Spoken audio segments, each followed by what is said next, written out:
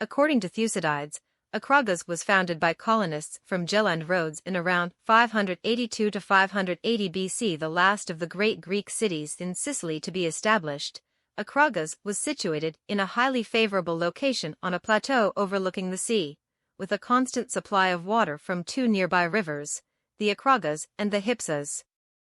The city's position benefited it greatly, and it quickly became one of the wealthiest Greek colonies on the island, eclipsing neighbors Gela and rivaling even Syracuse.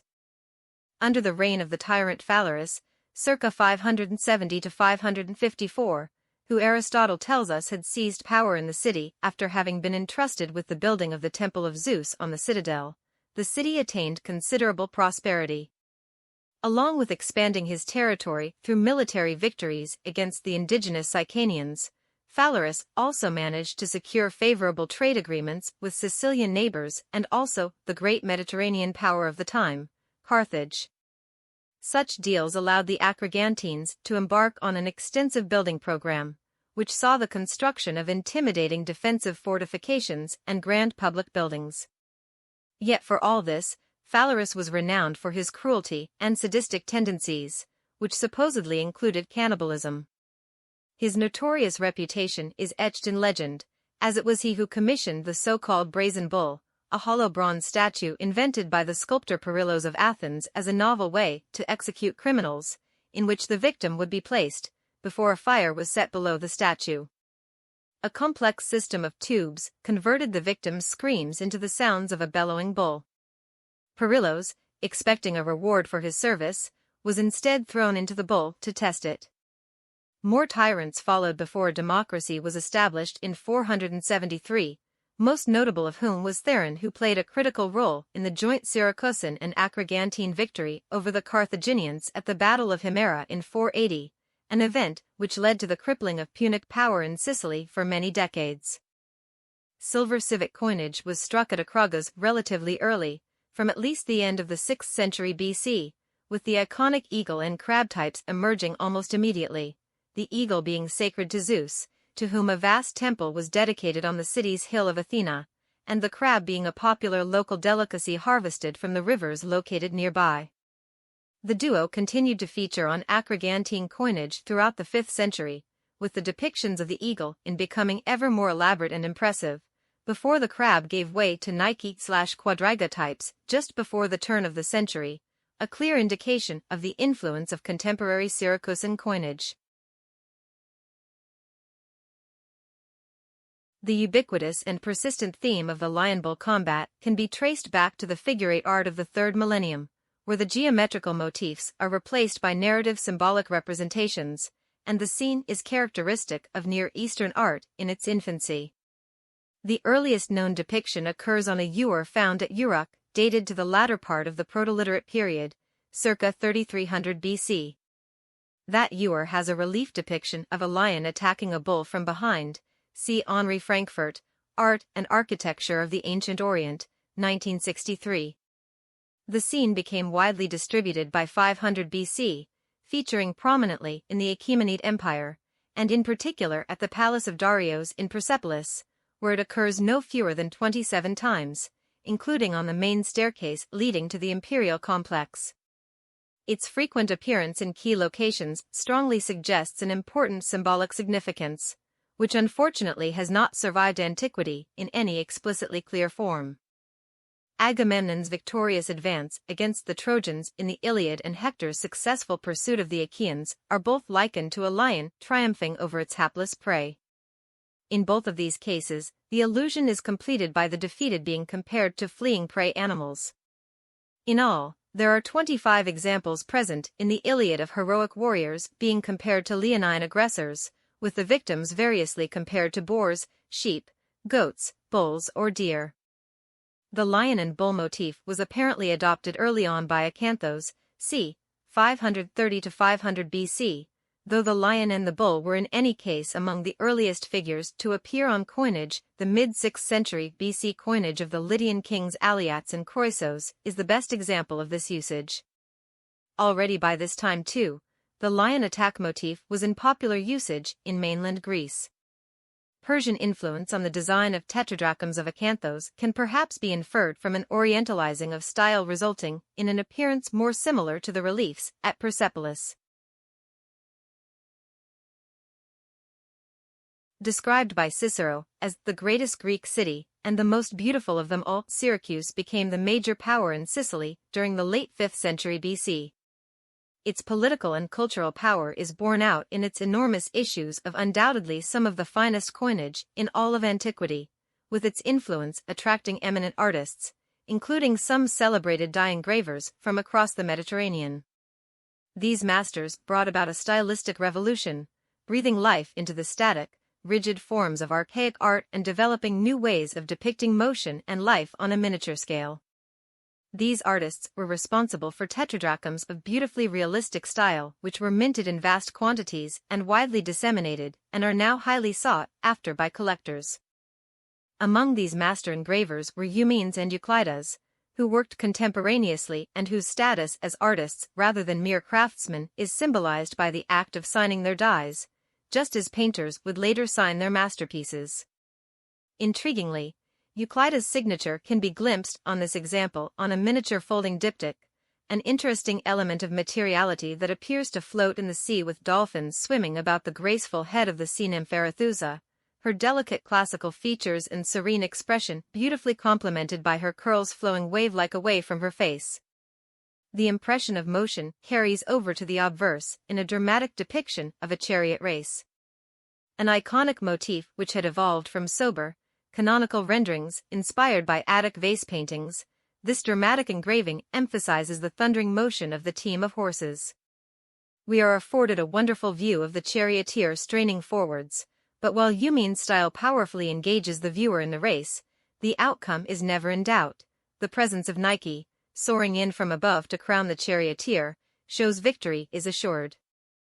This victorious representation is particularly pertinent within the context of the events of the decade in which this specific type was produced, during which Syracuse saw off the great Sicilian expedition of Athens and battled with Carthage in the Second Sicilian War. When the Athenians besieged Syracuse in 415 to 413 BC, the Syracusans were able to successfully overcome the onslaught. However, a more formidable in the form of Hannibal Mago would soon test Syracusan resolve when in 410 BC the Carthaginians renewed hostilities in Sicily. Having captured Salinos and Himera, Hannibal Mago turned his sights to the greatest prize, Syracuse. Dionysios I was forced to accept an uneasy peace treaty in 405 BC with Hamilco, Hannibal Mago's successor, which marked an end to Syracusan influence in much of the rest of the island.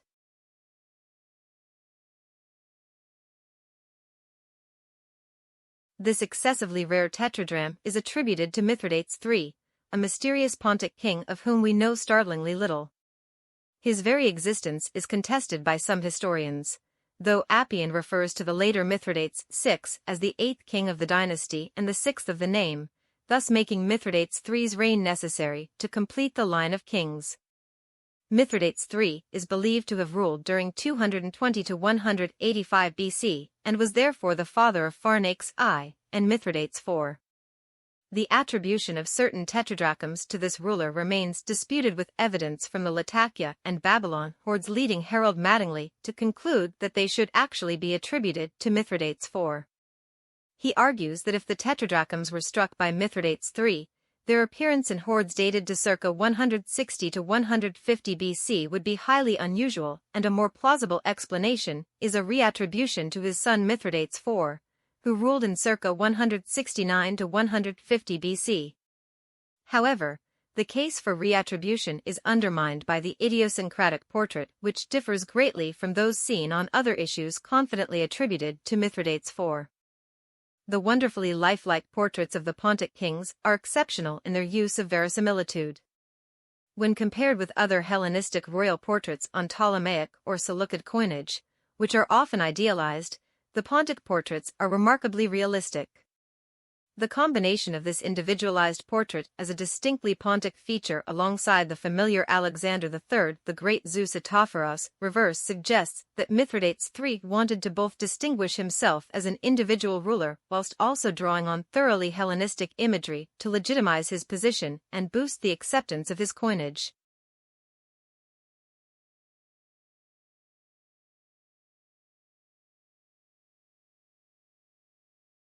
Tenedos was an island of strategic importance throughout antiquity due to its location at the entrance to the Hellespont, which ensured every ship sailing to or from the Propontis and the Black Sea would pass by.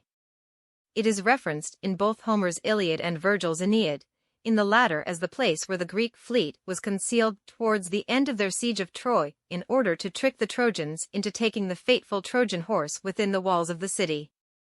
During the 5th century, Athens used the island as a stronghold to protect their vital shipping routes, but it came under the influence of successive Hellenistic dynasties from the 3rd century onwards, controlled first by the Seleucids, then the Attalids and eventually by Mithridates VI Eupator, who used the island as a naval base in the Third Mithridatic War against the Roman general Lucullus in 73–63 BC. It was during the latter's long reign that this type and other stephanophoric, wreath-bearing, Tenedian tetradrachms were first minted. The labris on the reverse of this coin is a reference to the Tenedian foundational myth, in which the hero Tense used an axe to sever the mooring lines of his father's ship when he attempted to land on the island to reconcile with his son. In Pausanias' version of the myth, he concludes, "For this reason a byword has arisen, which is used of those who make a stern refusal, so and so has cut whatever it may be with an axe of Tenedos." Indeed, Cicero, writing less than half a century from the time of this coin's issue, jokes to his brother Quintus about Tenedos' unsuccessful request to the Roman Senate to be made a free city. Well then, the liberty of the Tenedians has been chopped by the Tenedian axe.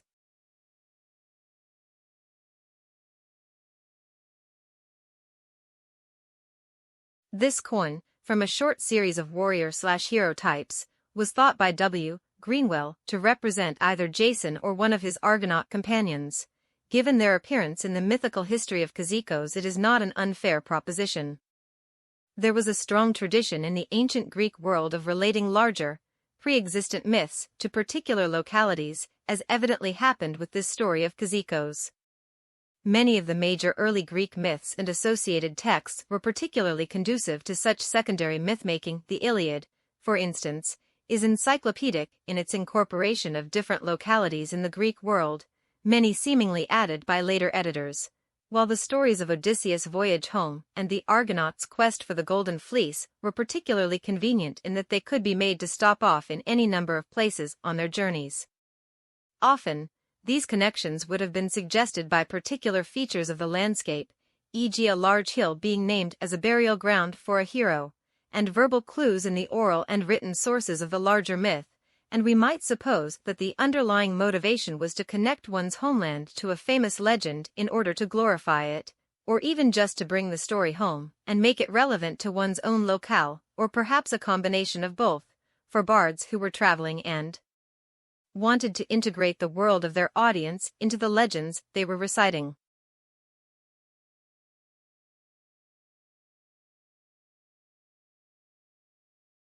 Alexander tetradrachms marked with the rose symbol and the letters delta have long been admired as one of the most beautiful issues of his coinage.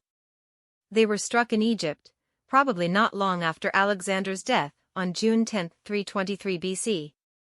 Without Alexander's leadership, and with no clear or legitimate heir to the vast empire he had created, Alexander's generals fought amongst themselves and fractured the empire, dividing it into satrapies which they nominally managed on behalf of Alexander's successors, his feeble-minded half-brother Philip Arrhidaeus and his unborn son. Ptolemy took Egypt, recognizing its great potential. He initially retained Cleomenes, the caretaker Alexander had left in place in Egypt, as his deputy, though subsequently removed him on account of his many excesses and mismanagements, and appropriated the 8,000 talents Cleomenes had accumulated in his treasury. A part of this treasure was turned into new coin, like the present piece, and used to fund Ptolemy's military ambitions.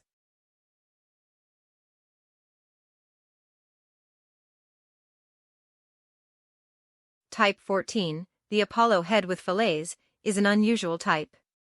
When only the Munich specimen was known, the head was variously described as Aphrodite, the laurel wreath being supposed to be Myrtle, and the fillets a string of pearls woven in the hair, as Demeter, and sometimes as Apollo.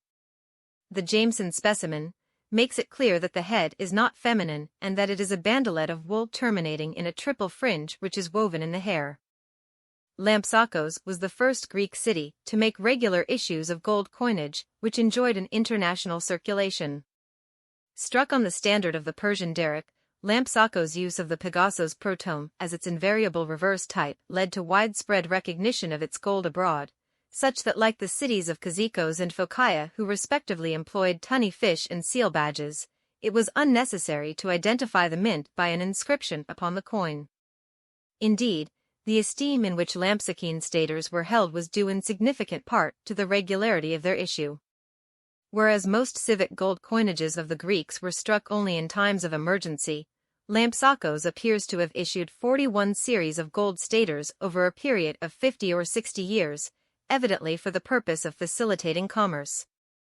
Deriving its wealth from the traffic passing between the Aegean and the Black Sea, on account of possessing an excellent harbor in a strategic position guarding the eastern entrance to the Hellespont, Lampsakos appears to have enjoyed significant commercial ties with the northern Black Sea lands, which were likely the primary source of its gold.